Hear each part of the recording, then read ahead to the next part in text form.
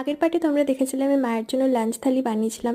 এই পার্টে দেখে নাও মায়ের রিয়াকশন। দেখো এই কুর্তিটা বলছিলাম, এটা আমি মাকে দিয়েছি, আর সেম লাল রঙের কুর্তি ভাই দিয়েছে। আবার স্টার্ট করো খাওয়া।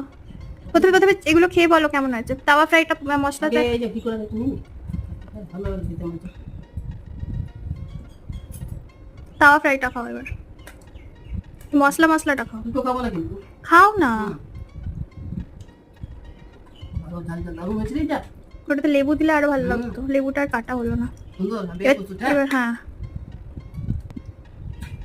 চিকেনটা দারুণ নুন তো সব একদম এখন দাদা। চিকেনটা কিন্তু সত্যি কালারটা খুব ভালো এসছে। কেমন লাগলো? দারুণ। নুনটা ঠিক আছে? নুন ঝাল ঝাল নুন বলছি দিয়েছিস না? না না, ঝাল না। দারুণ মাছের এইটা টকটা। এটা একটু খাও। এই যে ঝোলটা মেনে নিলাম। হ্যাঁ ভালো আছে। দারুণ। আর পায়েসটা এক চামচ খেয়ে নাও। ভালো আছে।